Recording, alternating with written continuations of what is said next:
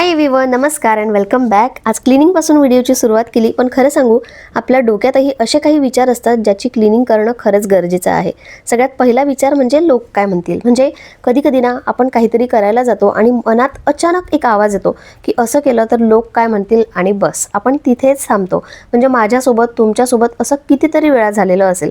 म्हणजे एखादी नवीन गोष्ट सुरू करायची असेल किंवा स्वतःसाठी वेळ काढायचा असेल, एखादं काहीतरी नवीन शिकायचं असेल, इव्हन माझं सांगते मला सुद्धा कधी कधी असं होतं की सोशल मीडियावर काहीतरी अगदी मनापासून बोलायचं असतं, पण पहिले मनात विचार येतो की खरंच लोक काय म्हणतील.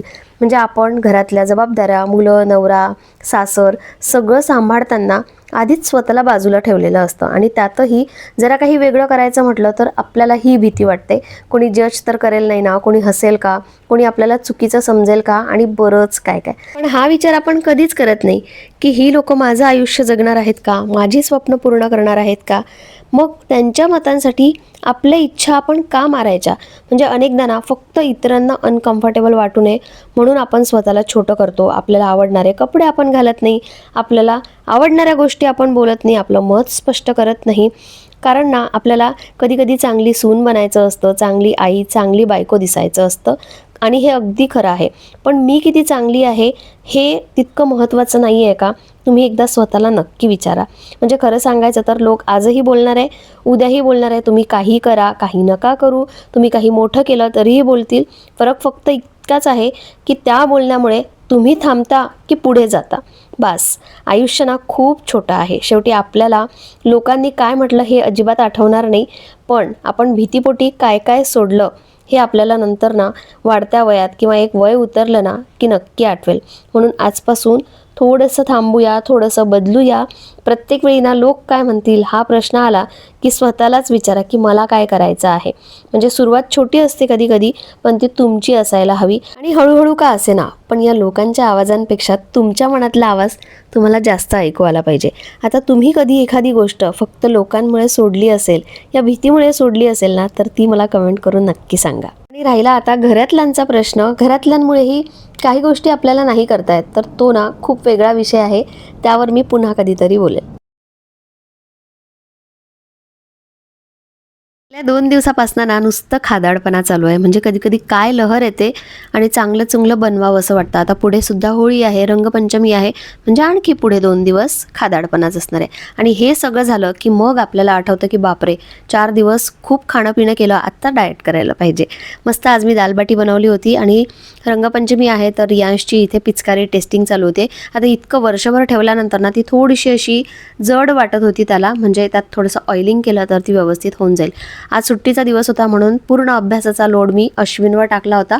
आणि तसंही थोडं कधी कम्प्युटरचं शिकवायचं असेल किंवा इंग्लिश ग्रामर शिकवायचं असेल तर ते अश्विनचं काम असतं, बाकीचे सगळे सब्जेक्ट्स मी घेते. अभ्यास झाल्यानंतर मी जो किराणा सामान आणला होता ना, म्हटलं चला आता तो काढून ठेवूया. महिन्याला आपण सगळेच किराणा भरतो, पण खरं सांगायचं तर आत्ता ना महिन्यातून फक्त एकदाच किराणा भरला आणि झालं. असं होतं का? खरंच अजिबात नाही. म्हणजे खाण्यापिण्याच्या गोष्टी तर आठवड्यातून आणि कधी कधी तर 2दा सुद्धा आणाव्या लागतात. काही मोजमापच नाही आहे आता. आणि आम्ही तसं तर महिन्यातून पूर्ण किराणा एकदाच आणला असंही आमचं होत नाही. म्हणजे नेहमीसारखा यावेळीसुद्धा डाळ, तांदूळ, तेल, साखर हे तर होतंच, पण जरा जास्त सेल्फ केअरच्या गोष्टी घेतल्या. म्हणजे थोडं स्किन केअर पण आहे, हेअर केअर पण आहे, आणि जरा जास्तच बिल झालं यावेळी. आता बरेच जण म्हणतील की तू जरा जास्त खर्च करतेस, पण मला असं वाटतं की आपण घरासाठी करतो, मग स्वतःसाठी थोडं कधीतरी आणलं काही एक्स्ट्रा तर मग काय चूक आहे. आणि तसंही ना आपण बघा, किराणा सामानात गोष्टी 10 लिहिलेल्या असतात तर 15 आणतो, कारण आपली ती सवय झालेली आहे. आपल्याला तिथे जाऊन पण काही गोष्टी आठवतात, कधी काही गोष्टी ऑफर्समध्ये मिळतात, सो आपलं एक एक घेणं चालू असतं. पण खरी गृहिणी तीच आहे की घरी आल्यानंतर ना आपण बिल हातात घेतो आणि सगळं अगदी शांतपणे बघतो. म्हणजे खरंच यावेळी काय एक्स्ट्रा आलं आहे, कुठे जास्त खर्च झाला आहे, पुढच्या वेळी आता कुठे कंट्रोल करायचा. आणि खरी गृहिणी तीच असते, कधी जास्त खर्च होतो, कधी आपण तो कमीसुद्धा करतो. आता जिला एकदम परफेक्ट अंदाजा आहे, मला नाही वाटत की असं कुठली स्त्री असेल. साधारणपणे आता महिन्याचा खर्च किती लागतो हे आपल्याला माहिती झालं असतं. थोडंफार वर खाली होतो, कधी कमी कधी जास्त, पण आपल्या डोक्यात अंदाजा आलेला असतो. आता पूर्वी कसं आपण कॅश घेऊन जायचो आणि तेवढ्याच पैशात आपल्याला भागवायचं असायचं, आपली थोडीफार सेव्हिंगही व्हायची. पण आता कसं ऑनलाईन पेमेंट होतं, त्यामुळे कधी कधी खरंच मोजमाप राहत नाही. पण एक गोष्ट चांगली की आपल्याला किती खर्च झाला हे सगळी हिस्ट्री बघता येते. आता माझ्याबद्दल सांगायचं झालं तर मला कधी कधी प्रश्न असतात की तुझा महिन्याचा खर्च किती येतो, तुझी सेव्हिंग किती आहे, कशी करतेस. आता एक साधारण अमाऊंट मी सांगू शकते, असं एक्झॅक्ट अमाऊंट तर कोणीच नाही सांगू शकत. पण जर तुम्हाला जाणून घ्यायचं असेल की आमचा महिन्याचा अंदाजे खर्च किती येतो, आम्ही कसं प्लॅन करतो, तर त्यावर ना मी एक वेगळा व्हिडिओ नक्की बनवेल. एवढं भारी डिस्कशन चालू होतं ना की अभ्यास करता करता हा टॉपिक आलाच कुठून मला कळलं नाही. म्हणजे रियांश म्हणत होता की मलाही मोठा दादा किंवा दीदी असली असती तर मी तिच्यासोबत बसून अभ्यास केला असता, जेव्हा जेव्हा त्यांनी केला असता तेव्हा तेव्हा मी केला असता. कदाचित मी त्याला म्हणत असते की तो बघ कसा अभ्यास करतो. आता हे कंपॅरिझन नाही आहे, पण न कळत आपण जेवणाच्या बाबतीत किंवा इतर छोट्या छोट्या गोष्टींबाबतीत आपल्या तोंडून निघूनच जातो. सो त्याचं म्हणणं होतं की मला मोठा दादा पाहिजे होता किंवा आपल्याकडे माझ्यासोबत खेळायला, असं अभ्यास करायला दादा किंवा दीदी काय नाही आहे, पण त्याच्यापेक्षा लहान त्याला नको आहे बरं का. आता तुम्हीच सांगा मोठा दादा आणि दीदी मी कुठून आणू. खरं तर मला लहान पण नको आहे. आता मी त्याला तेच सांगत होते की खरंच आत्ता मी वेडी होण्याचे माझे कधी कधी असं होतं की बापरे, म्हणजे भयंकर डोकं असं तापतं माझं कधी कधी. आणि 2 असले असते ना तर मी वेडी झाली असती, पागल झाली असती, माझे केस असे हवेत असते. हेच मी त्याला सांगत होते. तोही हसत होता आणि मी पण हसत होती. रियांश वाटतो असा दिसताना शांत, पण तो ना लहानपणापासूनच हायपर ॲक्टिव्ह आहे. म्हणजे लहानपणीसुद्धा 1-2 तासांसाठी मी मैत्रिणीकडे ठेवलं तर तीसुद्धा वैतागायची. आणि आत्तासुद्धा आई, बहीण, बाकीचे जे कोणी त्याला एकदम असं जवळून ओळखतात ना ते म्हणतात की नको बाई तुझं मूल तूच सांभाळ, आमच्याच्याने काही तो सांभाळायला जाणार नाही, कारण तो अजूनही हायपर ॲक्टिव्ह आहे. सो कधी कधी आमची भांडणं होतात, कधी कधी फटकेसुद्धा खातो, खूप ओरडावं लागतं. त्यामुळेच ना दादा ना दीदी आत्ता पुढे काही शक्य नाही आहे. आणि तसंही ना खूप जबाबदाऱ्या वाढलेल्या असतात आणि आता काही शक्य नसतं, कुणाचा सपोर्टही नाही आहे. रियांश झाला तेव्हापासून मला तरी आठवत नाही की एक दिवसही तो माझ्यापासून लांब राहिला असेल आणि यापुढेही काही सपोर्ट मिळणार नाही. त्यामुळे आपलं सगळं बघून आपल्याला पुढचे निर्णय घ्यावे लागतात. बरेच जण, जसं मी आत्ता सांगितलं की लोक काय म्हणतील, तर ही लोकं कधी कधी घरातलीच असतात की बऱ्याच स्त्रिया आहेत ज्यांना घरातल्यांच्या प्रेशरमुळे सेकंड चान्स, थर्ड चान्स घ्यावा लागला. सो काय माहिती, म्हणजे त्यांच्याबद्दल तर मी नाही बोलू शकत. पण ठीक आहे, माझ्या बाबतीत तुम्ही असा प्रश्न विचारू पण नका आणि तुम्हाला असं काही बघायलाही मिळणार नाही. रियांशला मी खूप एक्सप्लेन करू, खरं तर मलाच अवघडल्यासारखं वाटत होतं. मी त्याला काय उत्तर देऊ, कारण तेव्हा मला काही सुचत पण नव्हतं. फक्त मी वेडी झाली असती, माझ्याकडे खूप काम आहे, माझ्याकडून नाही झालं, एवढंच फक्त मी त्याला बोलले आणि परत त्याचा अभ्यास घ्यायला लागले. बऱ्याच जणांचं सिंगल चाइल्ड असेल, तुमची मुलं विचारतात का तुम्हाला असे प्रश्न, सांगा बरं कमेंटमध्ये मला. तर किडा नाही येतात, मी पिली येते, मी बघितलं होतं. तर होळीचं सामान आणायचं होतं, त्याचसोबत रंगपंचमीचं पण सामान आणलेलं आहे थोडंसं. थांब जरा थांब, मी दाखवते तुला. काही नाही, वॉटर बलून आहेत, कलर आहेत, की जी बताशेवाली गाठी असते ती पण आणली आहे तुझ्यासाठी. बाकीचं हे ठेव तुझ्याजवळ, हे घे तिकडे घेऊन जा, तिकडे बघ खाली. कलर नको सांडवू, त्यातच बघ फक्त. बाकीचं आपलं नारळ, फुलं, ताक, पानं आणि हे आणलंय रे तुझ्यासाठी, हे घे. हे धुवून आण स्वच्छ, मस्त कट करून देते. खूप दिवसापासून चालू होतं पायनॅपल खायचंय, पायनॅपल खायचंय. मान झालं, बाकी काय लागतं वेळेवर आठवलं तर मी वेळेवर आणेल. आणि याला खूप दिवसापासून पायनॅपल खायचं होतं. तर कसं आहे, तू कापलं पण ना. मी ना हा चाकू त्याला द्यायला नाही म्हणत असते, कारण मलाच स्वतःला याची भीती वाटते. आता नेक्स्ट टाइम ना रियांश आपणच आणत जाऊ. काहीच नाही, ते फक्त वरचं वरचं काढून देतात. तिला म्हटलं की असे छान असे ते असे तिरपे तिरपे काप करतात ना, तसे करून दे. तर ती म्हणाली की नाही, तशी नाही होत, आपणच आणत जाऊ आता आणि आपणच कट करत जाऊ. ठीक आहे, थांब जरा थांब, किती घाई.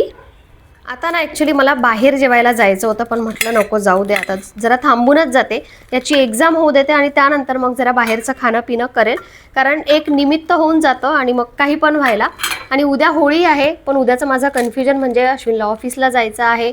ॲक्च्युली मी सकाळी स्वयंपाक बनवत असते होळीचा, पण उद्या टिफिन पुरतं मी बनवेल भाजी चपाती, झालंच तर पुरणपोळी मी सकाळी करून घेईल नैवेद्यासाठी आणि रात्रीचा मग स्वयंपाक करेल. डिपेंड्स. आत्ता तरी माझा विचार असा आहे पण बघूया आता उद्याचं काय होते. आत्ताच्या स्वयंपाकाचं मी आता सकाळी माझा नॉनव्हेजचा प्लॅन होता, पण म्हटलं नको, ते नॉनव्हेज खाल्लं की मग हेअर वॉश वगैरे करावे लागेल, इकडे तिकडे आपल्याला सामान पण आणायचं आहे, म्हणून काही केलं नव्हतं. तर आत्ता मी असंच काहीतरी भुर्जी किंवा पराठा वगैरे करते आणि थोडक्यात मी सगळं करून घेते. बाकीचं जी काही तयारी आहे ती पण आत्ताच करून ठेवते, म्हणजे उद्या खूप काही घाई गडबड नाही. आणि उद्या आणखी एक मस्त व्हिडिओ शेअर करण्याचा मी प्रयत्न करणार आहे. माझ्या एक गोष्ट आहे डोक्यात, ती पण उद्या सगळी शेअर करेल. बऱ्याच जणांचे प्रश्न येतात त्यावर, ते पण उत्तर देईल. सो चला आता स्वयंपाक करते आणि त्यानंतर मग रात्रीची थोडीशी आवरावर असते ती. खरं तर सॅटर्डे संडे ना टी व्ही बघण्यात जास्त जातो, म्हणूनही कधी कधी वेळ मिळत नाही. छान आहे, गोड आहे, गोड आहे.